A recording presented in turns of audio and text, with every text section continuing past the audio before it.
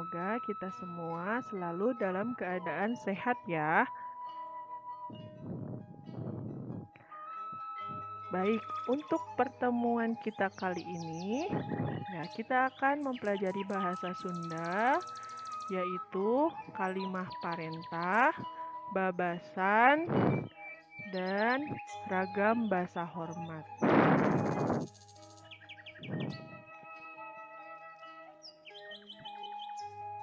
Sebelumnya, di sini ada tujuan pembelajarannya. Yang pertama, ya, teman-teman diharapkan mampu untuk mengenal kalimah parentah.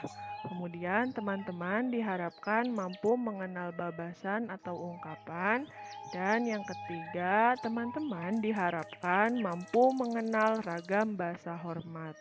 Untuk Islamic value-nya, Quran Surat Al-Hujurat ayat 10.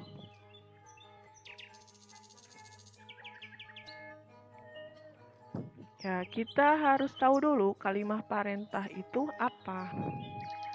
Kalimah parentah nyaeta kalimah anu eusina menta kanulian sangkan daek mere kanu mentana. Kalimah parentah ditungtungan ku tanda panyeluk. Nah, maksudnya kalimat parentah itu adalah kalimat yang isinya meminta kepada orang lain, ya. Dan orang lainnya pun mau untuk melakukan apa yang kita minta. Tentunya dalam kalimah parentah ini diakhiri dengan tanda seru. Nah, dalam bahasa Sunda aya rupa-rupa kalimah parentah. Yang pertama, kalimah panitah atau menyuruh. Jadi ini menyuruh seseorang, tapi tentunya kita juga harus dengan bahasa yang sopan. Di sini ada contoh. Dadang gera angkat sakola. Nah, ini seorang ibu ya yang menyuruh kepada Dadang untuk segera berangkat sekolah. Yang kedua, kalimah pamenta atau meminta. Nah, di sini ada seorang anak yang meminta sesuatu kepada mamahnya. Mah, nyuhunkeun kue.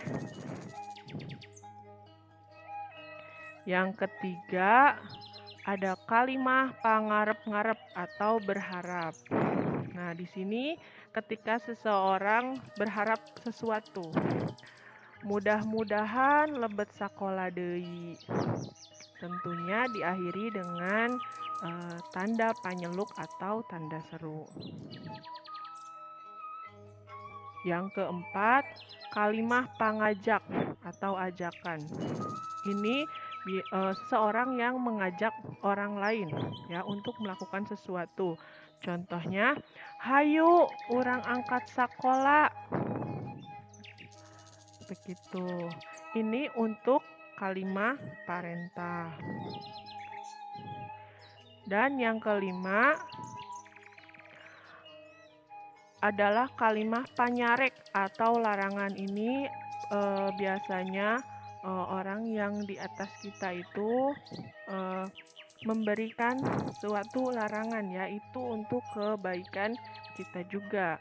Contoh, ulah emam sambel, bilih nyeri beteng. Jadi di sini melarang seseorang itu untuk makan sambal karena takut sakit perut.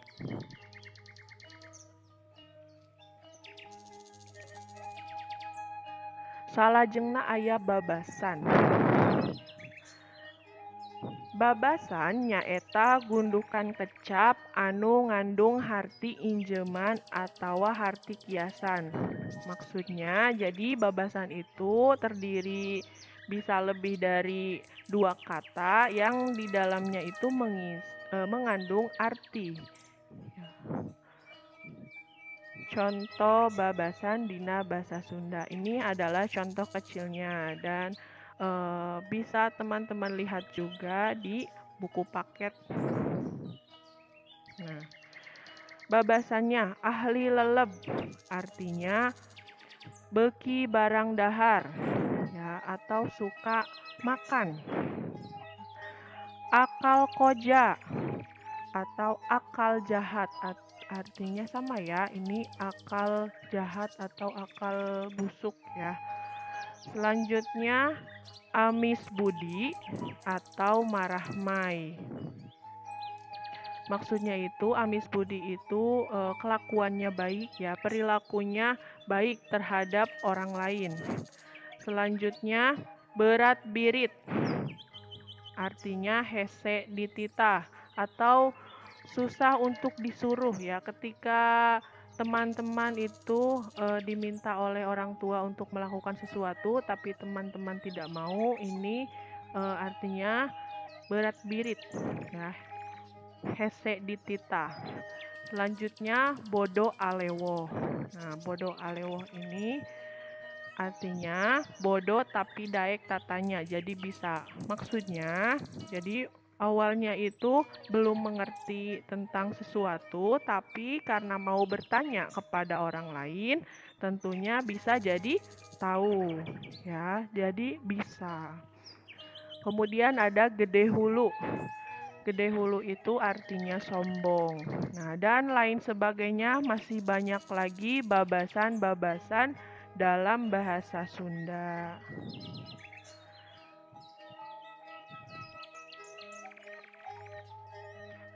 Selanjutnya ada ragam bahasa hormat. Nah, dina bahasa Sunda aya nu disebut undak usuk basa. Undak usuk basa nyaeta aturan atawa tata krama basa supaya nyarita bahasa Sunda teh merenah jeung ngeunah kanu ngadangu. Undak usuk basa Sunda bisa dipake keur diri sorangan jeung batur. Batur di dieu nyaeta anu sapantareun atawa saluhureun. Aya bahasa kasar atau akrab, aya bahasa lemes atau bahasa hormat. Nah, bahasa hormat ieu bisa keur sorangan atau ka batur. Maksudnya, ya, jadi dalam bahasa Sunda itu ada yang disebut dengan undak usuk basa, ya, atau aturan tata krama dalam berbicara bahasa Sunda. Ya, kenapa? Karena dalam berbicara bahasa Sunda kita harus bisa baik, ya, bisa enak untuk didengar oleh orang lain. Jadi tidak menggunakan bahasa kasar. Ya. Nah, di sini dalam undak usuk bahasa Sunda itu ada bahasa yang bisa dipakai untuk diri sendiri atau ada bahasa yang kita bisa gunakan untuk orang lain, untuk sepantaran atau untuk yang seseorang yang lebih tua dari kita umurnya. Nah, ini berbeda bahasanya teman-teman. Kita lihat contohnya. Nah, di sini ada bahasa kasar atau akrab, ya. Ini bahasa untuk diri kita sendiri, ya. Kemudian ada hormat kersorangan. Maksudnya di sini bahasa lemes tapi untuk diri sendiri juga, ya, ataupun ketika kita berbicara dengan orang yang sepantaran dengan kita. Nah, selanjutnya ada hormat kersaluhureun. Ini adalah bahasa yang kita gunakan untuk berbicara kepada seseorang yang lebih tua dari kita. Contohnya, di sini ada kata balik. Nah, hormat untuk diri sendirinya adalah wangsul dan untuk saluhureun mulih. Arti bahasa Indonesianya adalah pulang. Kemudian ada bahasa kasar atau akrabnya itu bawa. Hormat kersorangan bantun, hormat kersaluhureun candak. Arti dalam bahasa Indonesia bawa. Akrabnya beli, hormat kersorangan meser, hormat kersaluhureun galeuh. Arti bahasa Indonesia beli dan lain sebagainya. Teman-teman juga bisa menyimak videonya dan teman-teman juga bisa melihatnya di buku paket bahasa Sunda.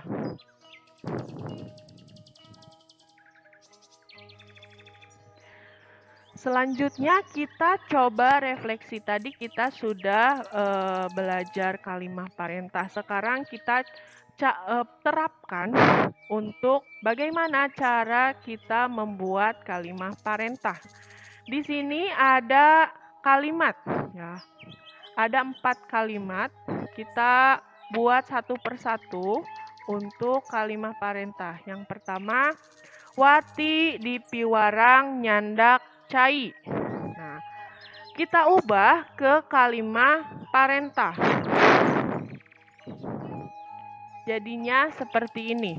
Nah, Wati, koma, jangan lupa pakai koma ya. Setelah kita memanggil nama orang, kita gunakan koma. Wati pang nyandakeun cai, akhiri dengan tanda panyeluk atau tanda seru. Nah, dari awalnya di piwarang nyandak, kita ubah menjadi pang nyandakeun cai. Pang nyandakeun. Begitu ya. Selanjutnya, kalimat yang kedua, Dani dititah meli sabun ka warung. Nah, ini adalah bahasa akrab ya yang dipakai. Dani dititah meli sabun ka warung. Sama saja ya, kita tulis dulu Daninya, kemudian kita koma, Dani. Nah, karena di sini menggunakan bahasa akrab meli, maka diubahnya menjadi pangmelikeun sabun ka warung ya. Walaupun di sininya kita juga belajar bahasa hormat. Nah, ketika di kalimat awalnya itu menggunakan bahasa akrab, maka kita buat kalimat parentahnya menggunakan bahasa akrab juga. Jadi strukturnya tetap sama dengan kalimat awalnya ya, kalimat pernyataan awalnya. Dani dititah meli sabun ka warung. Nah, dititah ya, ini disuruh artinya. Dititah melinya itu diubah menjadi pangmelikeun. Ya. Dani pangmelikeun sabun ka warung. Akhiri dengan tanda panyeluk atau tanda seru. Selanjutnya yang ketiga, barudak di piwarang meresihan kelas. Nah, kita ubah ke kalimat parentah. Nah, barudak enggal meresihan kelas. Ini biasanya guru ya yang meminta kepada anak-anak untuk piket membersihkan kelas. Nah, di piwarangnya berubah menjadi enggal ya. Selanjutnya yang terakhir ada adek di piwarang ibak. Kita ubah menjadi kalimat parentahnya. Adeknya tetap kemudian menggunakan koma, gerak ibak. Ini biasanya mamah ya yang meminta adik untuk segera mandi. Adek gerak ibak. Nah, bisa juga diubah menjadi gerak, tapi tentunya kita juga harus memperhatikan dulu konteksnya seperti apa. Ya, di sini ada yang diubahnya menjadi pang dan keun di belakangnya, ada yang diubah menjadi enggal, ada yang diubah menjadi gerak. Ya, begitu. Selanjutnya,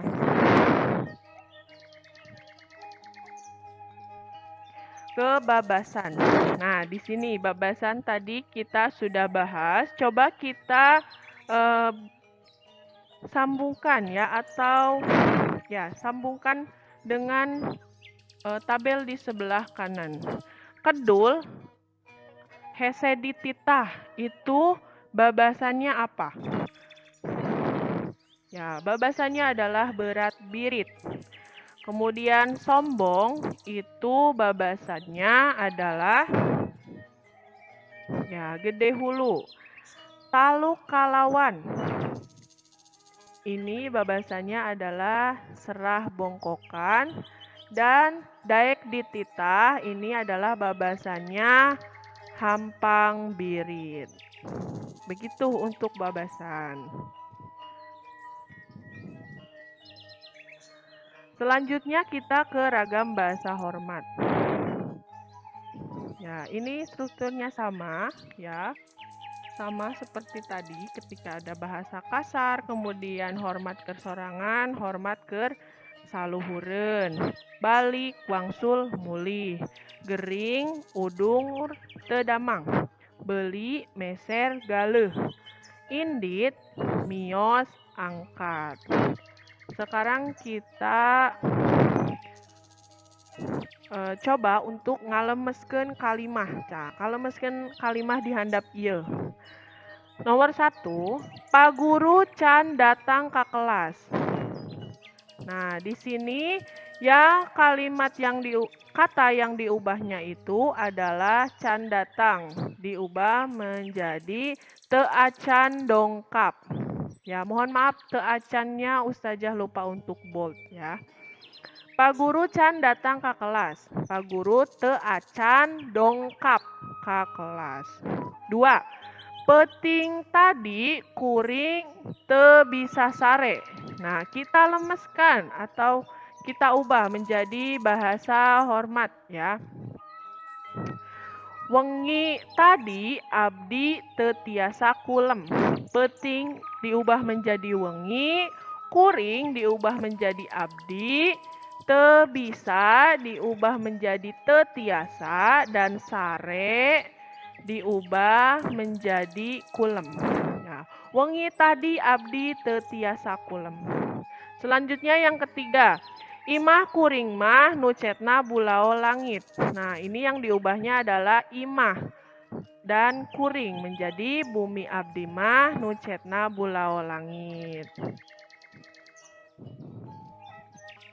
Alhamdulillahirobbil alamin, kita sudah selesai di akhir video ya. Terima kasih teman-teman yang sudah menyimak video bahasa Sunda ini. Semoga ilmu yang kita dapatkan di pembelajaran ini bisa menjadi hikmah untuk kita semua.